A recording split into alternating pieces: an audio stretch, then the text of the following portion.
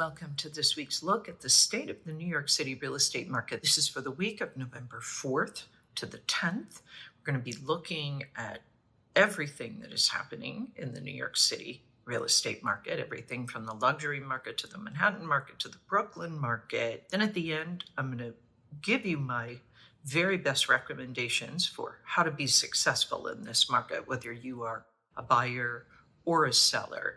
And so if you are an active buyer or seller in this market, you're definitely going to want to stick around for that.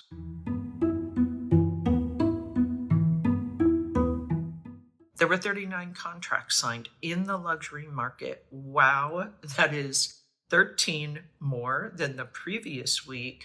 And this is really impressive to be seeing these kinds of numbers in the luxury market. Again, as a reminder, luxury in Manhattan begins at 4 million and goes up from there. So the number one contract for last week was Penthouse B at 247 West 12th Street. It was asking just under 16 million. It was reduced from just under 18 million when it was listed back at the end of April. And one thing to note about this, the seller of this unit paid just under 15 million in July of 2016 and then completely renovated the property. This is a triplex, it is a co-op, it is a penthouse, and it has almost 4,200 square feet. Includes 4 bedrooms, 3.5 bathrooms, 10-foot ceilings, and 7 zones of central air conditioning. It also, which is a big deal here in the city, comes with 2 deeded parking spots. The bedrooms are on the lower level. They have entertaining space on the upper level, and the top floor features a landscape rooftop terrace of more than 1,000 square feet with an outdoor kitchen. The building is the Greenwich House. It is a 6-story, 24-unit building with a doorman and a superintendent. The number 2 contract is 11 Bank Street. It was asking 15 million, reduced from 21 million when it was listed back in January.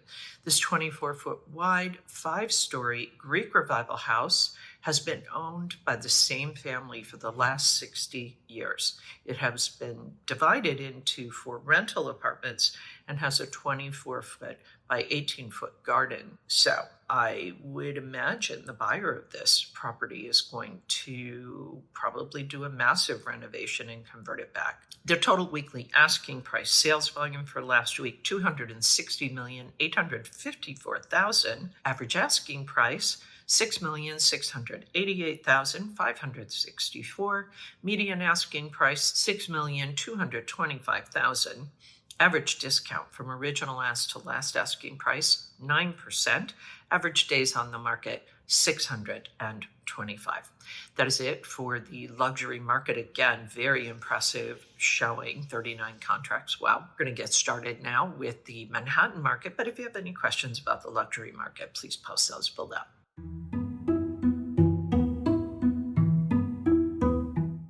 Supply had a little pop for last week, almost 16%. 266 properties came on the market in Manhattan.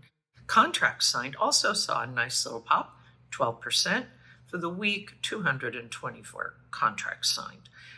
Off-market, 179. That is down almost 18%.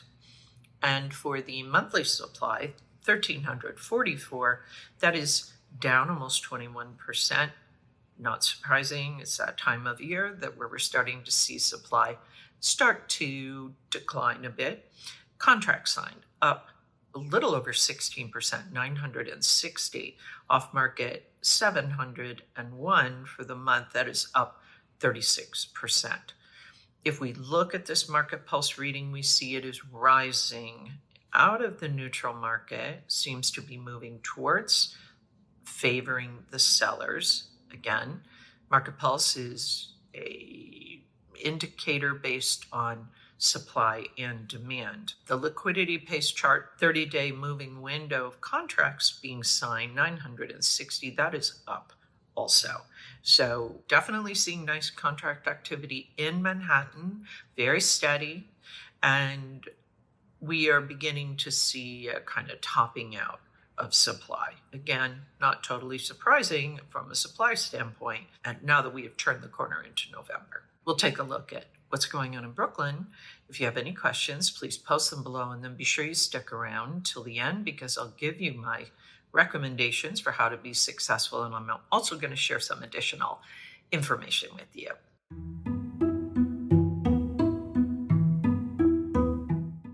The supply in Brooklyn up 25% for the week, 170. Contract signed 157, that is up a little over 11%. Off-market properties 64 fell by about 48%. Supply in Brooklyn for the month also down a little over 31%, 704 properties came on the market. 648 contracts were signed, that is up a little over 18% for the month. Off-market up a little over 10% for the month. 298. Wow. Market pulse also in Brooklyn, also rising. Supply is falling. Contract activity, however, remains pretty strong, even stronger in Brooklyn than in Manhattan. And if we look at the liquidity pace chart and we see 648 contracts signed over the last 30 days, we see that is rising. So what does this all mean? Well, I'm going to wrap it up for you now, give you some additional information. Again, if you are an active buyer or seller, you're definitely going to want to stick around for this part. So the luxury market, as I said, 39 contracts signed for the week. 3 of those were at the trophy level, 10 million and above. 23 were condos, 14 were co-ops, 2 were townhouses. It should be noted that this is a pretty high number of co-ops that went into contract. We have definitely seen this market favoring condos, so it's nice to see this rise in activity with the co-ops. 27 of these properties were uptown, 12 were downtown. The Manhattan and Brooklyn conditions overall are neutral, but seem to be rising as the supply is falling and the contract activity remains strong. We see this needle moving a bit to favor the sellers, at least on that chart. If we look at the supply, we're at about 6,662 properties to be sold, and that is up almost 16% for the week. Brooklyn also saw a rise, 25% for the week. We have about 3,300 properties in Brooklyn active on the market. Contract signed activity up in both Manhattan and in Brooklyn. The off-market, bit of a mix, down for the week, up for the month in Manhattan, and same for Brooklyn. If we look at this liquidity pace chart, we see this definitely on the rise. That means how many contracts are getting signed. So as I shared with you, definitely are seeing an improvement there. If we take a look at these renovated versus unrenovated charts, because this is something that we have talked about, but not in a while. This is a look at the Manhattan price per square foot for renovated versus unrenovated condos in Manhattan. It's a little easier for us to measure condos because we sell those by the square foot, as opposed to co-ops, which we do not sell by the square foot.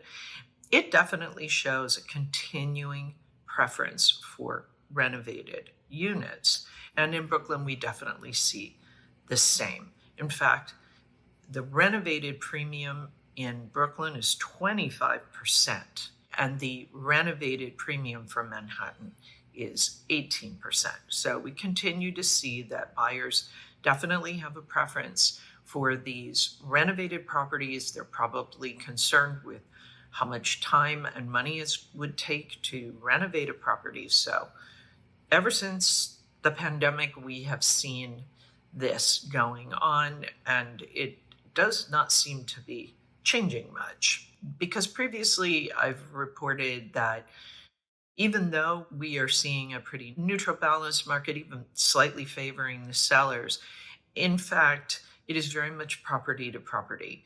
We know condos are doing better than co-ops. We know that mint condition or brand new properties are doing best of all. So let's take a look at this climate index, because it's important to know what kind of market you're in. If you're a seller or a buyer, you want to kind of get an idea. Is this a challenging listing market, easy listing market?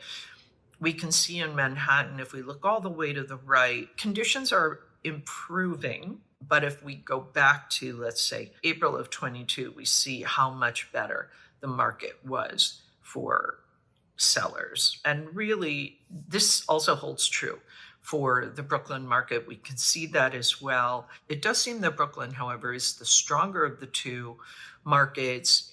Definitely hearing a lot about bidding wars in Brooklyn, a lot more absorption of inventory. We'll see how long that continues. So what does this mean if you are a seller in this market? Well, as I mentioned, you have a pretty balanced market, even a market where prices are holding steady. So your listing environment is improving slightly, but do mind your asking price. Also, depending on the property type that you have, that could play a role in how much buyer demand you may have for your property. So buyers factor in everything I just said to sellers, apply it to your own situation. You're on the other side of this. The supply is definitely slowing. It's likely we're topping out for the season in both Manhattan and Brooklyn, at least till the spring market kicks in. The contract activity remains very strong in both Manhattan and Brooklyn, probably even stronger in Brooklyn. So between that and the prices holding relatively steady, you should be guided accordingly when you're making offers. Take a look at how many days on the market the property's been on the market. If it's been on a long time, you have more leverage. If you are competing for a brand new condo or a just renovated condo, doesn't obviously turnkey, doesn't need anything from the buyer when they move in, you're likely to see those kind of properties moving pretty quickly. So again, be guided accordingly when you're making your offers. It's very important for both buyers and sellers that they understand the market conditions so that they can be successful.